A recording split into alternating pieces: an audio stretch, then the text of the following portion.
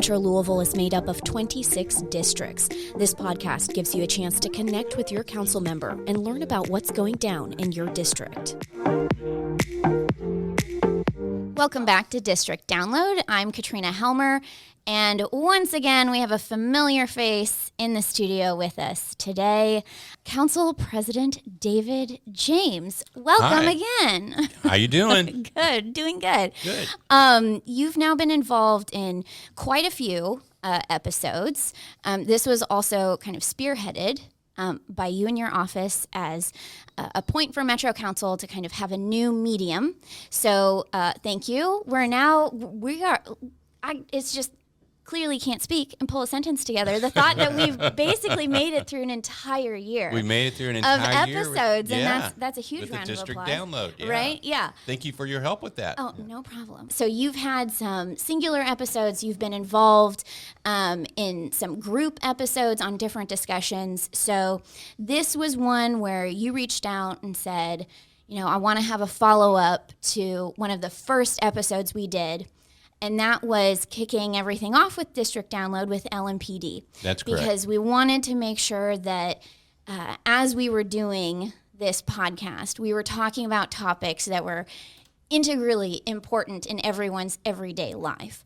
So talking about public safety, you couldn't find another big topic like That's that. Right. So we are continuing that conversation, and we have another guest from LMPD with us here in the studio. I want to kick it over to you. Introduce your guest and kind of give us some thoughts of what we're going to be discussing today. Okay. Thanks, Katrina. So, everybody, we are here today with the one and only Colonel Steve Healy from the LMPD, Louisville Metro Police Department. And we were just talking before we went live about how it was 22 years ago yesterday. Yes, sir. That I was training Steve Healy as a brand new recruit on the police department, and making sure that he was physically fit and ready to become a great police officer. And now look at him. He's in the executive command staff of our Metro Police Department, been on for 22 years and a day, and doing fantastic things, serving our community. And so I wanted to invite Steve to come over and talk to us and talk to the community. He does a really, really good job reaching out to the community and being a part of the community. He was formerly the major of the 2nd Division and everything in between. And so I've known Steve his entire career, and he's always been a groundbreaking police officer doing different high-end investigations and just trying to bring people together to do great things. So thank you for everything that you're doing. Thanks for being here today. We're going to talk a little bit about a few things. We got a holiday season coming up, and want to make sure that people are aware of how to stay safe and all that kind of stuff. Also, we know that the Louisville Metro Police Department is 23.9% down as far as staffing and what that really looks like in people's lives and all that stuff. And so we want to talk through all those things and let people get to know Steve and how LMPD is protecting us each and every day with the great officers we have. Well, thank you for that introduction, David. This is such a fun connection at the table, and then I walked into this room having no idea of that connection. So I don't know if that ages anyone at this table or not. Yeah, it's me. But so, yes, thank you for being a part of this conversation. Is there anything you want to explain about your background, why you wanted to get into police work and have this man over here yelling at you and getting you ready in the academy? Well, first of all, he hasn't aged a day since I first walked into the academy. No, I'm a lifelong resident of Louisville. I love this city. Have huge family connections here. As David said, I was the major in the 2nd Division. Prior to that, I was the chief's adjutant in the chief's office under Chief Vet Gentry and also Deputy Chief Villarroel when she came from Atlanta. Prior to that, I was a detective sergeant out in the 7th Division, where David and I worked on another ordinance on scrapping and stolen cars. Prior to that, I was in Metro Narcotics for 14 years, working in major case narcotics, where David and I worked on another ordinance. That's right. So, I love this city. I love everything about this city, And Well, thank you for kind of giving us some background into who you are. And we want to make sure with this episode that we're continuing that discussion that we first started. Sure. And a lot of that had to do with community relations with LMPD. That's a big topic, no matter what year you look at, no matter what season it is, making sure that LMPD is continuing to build those bridges and connecting with the community. So what would you say is something, whether it's in the last 6 months or the last several years that you've seen that has been a part of progress? What roadblocks still are there? What are we looking at into the future? I've always said, if you want to know what the community needs, ask the community, they'll tell you. Just this morning, I was at, we call it the Bishop's Breakfast, and we have that every Friday, and it's hosted by Bishop Lyons at his church, and it originally started like 2 years ago where a group of us met at the Cracker Barrel, and we would have breakfast at the Cracker Barrel on Fridays. And then it got so big, we were taking up the entire restaurant. So we ended up moving it to the church, and now it's starting to outgrow that. So we're probably going to be looking at a bigger facility there. But basically what it is you have members of the clergy there. You have the police there. We have members of the protest community there. We have community leaders there. We've had elected officials there, and just leaders in the community and citizens of the community. And basically we sit down for an hour and we discuss what's going on in the community and discuss problems. If there's things we can fix right there, we will. And it's a good healing process for what this community needs, because I can't arrest our way out of situations. David can't, create ordinances to get us out of the situations. The churches can't, do it themselves. We all have to work together, and that's one thing that we do. What are some efforts, President, that you've seen? Yeah, some of the things I've seen LMPD do over the last few years that I think is really important is that they have the Citizens Police Academy, which I think really helps educate citizens about how the police operate and why they do certain things, right? They ask questions all the time, like people watch television shows about police work and they think that that's really how life goes, that you can submit a DNA example or piece of evidence to the lab, and within 30 minutes they come back and tell you who it is. When that's not real life. And so letting people know exactly why the police do what they do and why they do it. But it also helps when the other way around, considering the class, and citizens tell the police how they feel about some of the things that they do or don't do. And so that's one of the big things that I really like. And then not too long ago, the police department started this community relations unit. I can't remember the sergeant's name. Can you help me with that? Sergeant Tony Saker. Yes. And so they have a group of people that specifically go out and interact with neighborhood associations and different neighborhoods and groups doing different sort of things outside of what we think normal policing is. Because when you call the police, normally it's because something is out of control in your life and you need help. Mm-hmm. And so it's a way for them to interact when your world's not upside down, and it lets people know that the police are real people and they like the same things that they like. And so those are some of the things that I really like about LMPD. Yeah, and to expand on that, every week the community engagement unit, they go out into different neighborhoods and they just talk to random people and ask them what their concerns are in the neighborhoods and different things they see and what they want to see out of the police. And, we have really good conversations and, really positive conversations through that. How do those conversations then turn into action that help kind of build those ties and repair those ties? Well, after they go out and they do these canvases, they take notes on every interaction that they have. And those reports are then sent to myself and the respective division commander. So if, say, during that conversation, they saw a lot of dumping at 123 East Main Street, well, that major can assign their district resource officer to look into that issue. Or we have people selling drugs at the corner here. The division major can, then put that out to their impact platoons, which is something else we've brought back was the division impact platoons. We used to have, they were called division flex units. And what those were, they were decentralized units that were specific to each individual division. Because within our 8 patrol divisions, each one of them has problems, synonymous with themselves.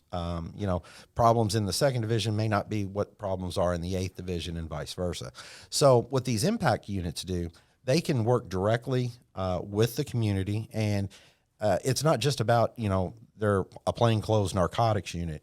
If the problem right now is car break-ins, they can go work that. If the problem is speeding or illegal dumping, they can go look at things like that. And it gives a more direct line of enforcement and visible enforcement for the individual divisions. So does that help when you voice a concern or a problem, and then someone takes that and turns it into a visible action? I would think that would have to then help with changing perspective of, oh, you listened to me, you heard me, and I saw change directed from what I felt or saw. Correct. Yeah, I call that community-oriented government. You'll hear different elected officials talk about community-oriented policing, but I really don't believe in community-oriented policing. I believe it should be called community-oriented government, because the police department is a part of the government. The police department can't be the only arm of government that's relating to the community. If the rest of government isn't doing the same thing and it's only the police, it ain't going to work. And so I'm very proud of the police for doing what they're doing, because many times as an elected official, I might get a call about so-and-so selling drugs on the corner. What can you do to help me? And then I can call Steve and say, hey, we got a problem here. And, a week later that problem is solved. Then citizens think better of the police, and they think their government is working for them.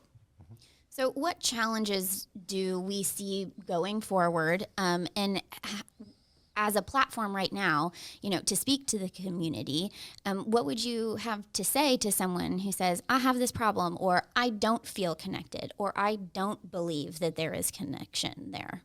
Well, they need to, wherever they live, they need to be able to contact the division commander in that division and set up an appointment to talk with them and be able to voice their concerns and have a conversation there. When I was the major in the 2nd division, my door was always open.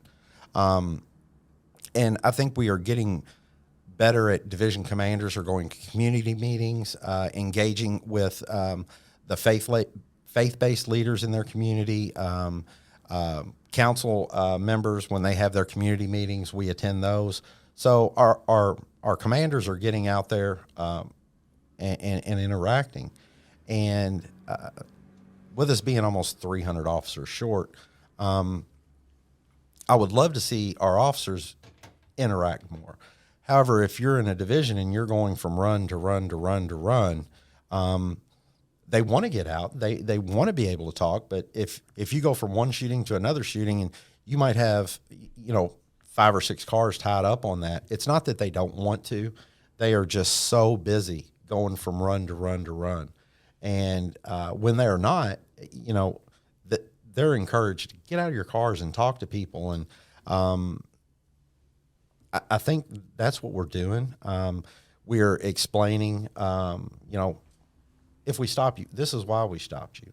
And, we all have these body cameras on now. And I think that builds another level of legitimacy and trust in what we're doing, because, we all have them from the chief down. That actually leads into something else we discussed from the first time around, and the challenges presented with being understaffed. So let's kind of set the base first of where are we at this point with LMPD's current staffing levels? I know currently in the patrol division, I'm down 120 officers, and that's just the patrol division. So if you think 120 and say you divide that by 8, which is how many patrol divisions we have, that's almost an entire, that's 2 divisions, how many officers you're down. So you have to prioritize the runs that we make. We have to do with what we have, because we're not going to stop policing. The community is not going to stop calling us. So we have to make do with what we have, but we also have to make a concerted effort in recruiting individuals to come work for this police department, and make a concerted effort to recruit individuals from the neighborhoods to join the police department. Because we've talked, if you want to see a change in the police department, be that change. And I think we're seeing that. We're starting to see more people come back. We're starting to see bigger recruit classes now. So I think we're trending in the right direction. So I just want you to I'd want people to understand, like, what does the run volume look like? Like, I believe the 4th Division of the police department is the busiest as far as run volume. Is that still the case? That is still the case. So in a week's time, how many times in a week does someone pick up the phone in the 4th Division and say, I need the police? I don't have that exact number in it, but it's in the thousands. Yes. So thousands of times a week, people are calling saying, I need the police. The police only have these many people to respond with. So sometimes you don't have that 5-minute response time. Sometimes it takes much longer simply because there's no police to send. Right. And the reason I'm bringing that up, because I get calls a lot of time at the office, and they'll say, the police, it took them 2 hours to get there. And I'm like, well, yeah, they had 8 people working and they had 500 runs that night. So, it's going to take a lot longer for them to get there. And we're trying to build up the force, right? And so I think it's good for people to understand that. Yeah, it's almost like if you go to a hospital and they triage what the injury is. And unfortunately, that's where we're operating right now. I think we're going to trend to get better in that. Like, we had just had a discussion the other day about non-injury accidents, and we need to go back to responding to non-injury accidents. We still respond to injury accidents and hit and runs, but we need to go back to those non-injury accidents as well. Especially, somebody just got into a car accident, and that's a traumatic event in their life, and they're sitting there waiting, and that was when we went into Plan B during COVID and all that. We were giving out state forms and weren't even responding. So obviously, there is a definite impact when it comes to the status, the vacancy status. It sounds like that's not an excuse for what's happening, because the efforts are being made. We don't like the way it is. We want to make sure that we can have faster response times. We want to make sure that we can, go to all of these non-injury accidents. We need the people to do it. Correct. I mean, it's a math equation at that point. Absolutely. Of course it is. And, the officers that we have here, they are coming to work every single day, and they are working hard. You can look at the reflective numbers that we have.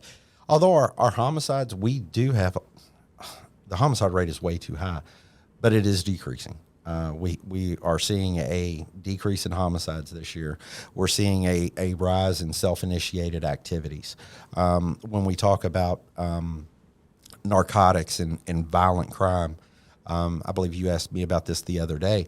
We have indicted 73 people federally. And if you know the federal system, I mean, before if we did 25 a year, that was good. We're at 73 right now. So our CID unit has pretty much taken the focus away from petty narcotics and focusing on the higher level traffickers and the shot callers and the trigger pullers that are in this community. And like I said, 73 federally indicted is a huge number. We are down 11% for homicides and 40% for non-fatal shootings, and that's pretty significant because we were trending in the wrong direction for a while.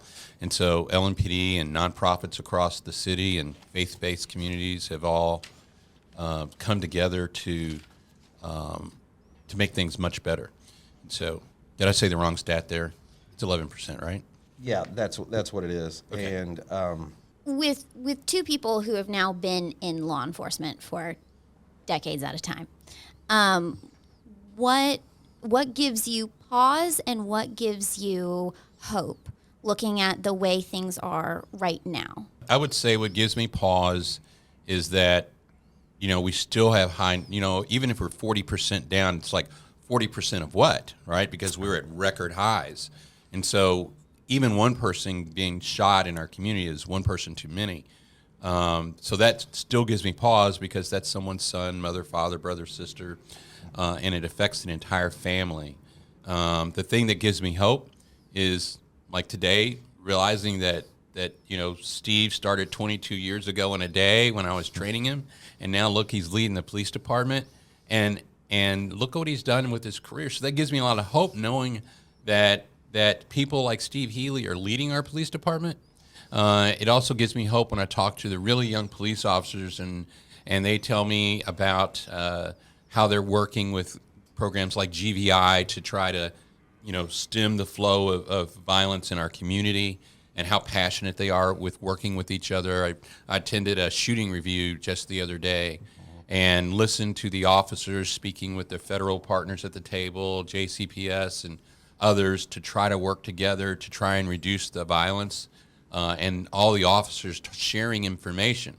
When I was a young policeman, sharing information was frowned upon because you wanted to get that statistic yourself of making that case. But what I saw was people sharing information, and they didn't care who got the statistic or the credit for solving a particular crime. They just wanted the crime solved because they wanted the community to be safer. So that gives me a lot of hope. Yeah, and we're into an age now of intelligence-led policing, where you can focus on the trigger pullers in your neighborhood. You can focus on who your gang members are, as opposed to a dragnet approach and stopping everything that moved. And we've seen that in policing and a broken windows theory and things like that, where in an intelligence-led based policing model, who we are focused on and where we need to focus our resources on. Now that we've kind of updated some of those thoughts from our original podcast, which I think is great. We've heard some new information. We've heard about some new progress. We've heard about, what's coming in the future when it comes to hiring more people. And is this helping impact those trends in a good way? When it comes to practical everyday life right now, what are some things that whatever, hot things, hot topics your officers are dealing with right now, what do you want to address when it comes to safety for the public, things they need to be wary of, whether it's going into the season or certain types of crime? What do we need to think of right now practically? Well, of course, we're getting ready to go into the holiday season, and people are going to start, doing their holiday shopping because I've already seen the Christmas decorations out. So when you do that, be cognizant of, don't leave your packages in the backseat of your car. Put them in the trunk of your car. Don't leave your laptop sitting out. If you have a firearm, do not leave a loaded firearm in an unlocked vehicle. Even if it's a locked vehicle, take it in the house, put it in a safe place, because that, we see individuals that are targeting neighborhoods. They go through and they check as many door handles as they can get. And that's where a lot of these guns come from, is people leave them in unlocked cars. And, stolen cars, people leave key fobs in their cars. The weather's going to start getting cool. Be cognizant of going out and starting your car and letting it run, because you run back in the house, when you come out, it may be gone. We've seen individuals who have done this, and they've actually had children in the car when the car got stolen. So those are things we need to be cognizant of and be wary of your surroundings. And like, if you have packages being delivered, let a neighbor know, because we always get the tracking information, when it's coming, and let your neighbor know, they're, look out for my package today, or, have it delivered somewhere else, or something like that. And, when you're driving, we've seen an increase in carjackings. If you see somebody flashing your lights, trying to get you to pull over, pull into a heavily lit, very visible place. Do not just pull over right there, because we've seen individuals where they do that, and then they're jumping out and they're carjacking people and taking their cars. So, and also keep your door locked while you're driving. Yes. Yeah. Yes. I was thinking about when you said about the packages, like one of the things I've started doing, instead of running home every time that I see the delivery being made, I just have it delivered to work. That way I don't have to worry about that. It lowers your stress level. Sure. That's great practical advice, especially with the carjackings, as something that, that would be extremely traumatic for anyone who has already experienced this or could be a potential victim. What are some of those, I need to be wary of someone flashing their lights at me, or are there other practical things someone needs to be aware of to prevent themselves from falling victim to something? Of course. I mean, standing outside, like say at a gas station, standing outside pumping your gas and with your door open. Close your door, lock it. You can set the pump to pump the gas and then get in your car and lock it. Or, be wary if you see somebody keep making turns with you, and things like that. And especially, like I said, with the weather getting cooler, leaving your car sitting there running. That's where a lot of cars get stolen when the weather turns colder. I think it helps being open about some of that practical advice, because we want to make sure, you can always be your best advocate and your best protector by being aware of things and not becoming a victim. At what point, though, does someone say, I think someone's been following me, or someone's flashing my lights and I'm getting nervous? Do you call 911 for something like that? Because we just had an entire conversation about, being able to triage what is a response worthy activity right now. So how does all that kind of fit together? Sure. And like I said earlier, you call 574 LMPD, you can explain what you're seeing and pull into a very well lit, very populated lot, pull into a police substation. I would not recommend going directly home. Pull into somewhere where you're going to feel safe. And I will also say that, sometimes it happens that you're driving, you stop at a stop sign, and then someone just walks out and stands in front of your car for no reason at all, and you're like, why are they standing in front of my car? And the next thing you know, someone will snatch your door open, and there's the carjacking. So pay attention to that kind of thing, Right. If someone walks out in front of the stop sign while you're there for no reason at all and stands there, that's a problem, right? We're kind of nearing the end of our time here with this conversation. So I just want to open the floor up to what is something, if you had the opportunity to just have one-on-one conversations with the community, which I know you do regularly. What is something that just really gets you, that you want to talk about or you want to make known? Here's one thing I've said, and with the record number of homicides that we have, I know there is a certain number that they don't want to cooperate with the police, and they feel like they can't trust the police. What I would say to that is, I want you to call, and even if you don't look at it as you're helping the police, look at it as we're helping the victims and the families of the victims, so they can get closure. I know our homicide rate, clearance rate is improving. We've looked at farming out some different DNA products, so our homicide rate is improving. So, like I said, don't look at it as you're snitching or anything like that. We are trying to give closure to individuals that have lost a family member, someone that is very close to them. And if you can do something like that to help them get closure, I would strongly encourage you to do that. And I would echo everything that he just said, and also add that, the policing across America has taken a blow, I guess that you could say that. But it's a very honorable profession. And just like if you're talking about politicians or teachers or firefighters, there are going to be a minute number of people in those professions that do things they shouldn't do. But the vast majority of the police officers are out there every single day trying to do the right thing. And it's not an easy job, and they're not perfect. I'm not perfect. None of us are perfect, and they're going to make mistakes, just like I'm going to make mistakes. And so, I think that everybody should step back for a minute, take a breath, and recognize that we all have to follow rules. If we don't follow rules, we don't have a society anymore. And the people that we put in charge of enforcing those rules are our police officers. And that's why we have certain laws. And so, we have to step back a minute, take a breath, and get back to reality, and let's move forward. That's what I'd like to say.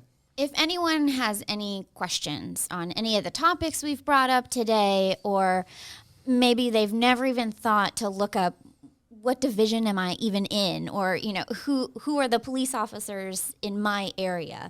How can someone go about finding that information and connecting with their officers?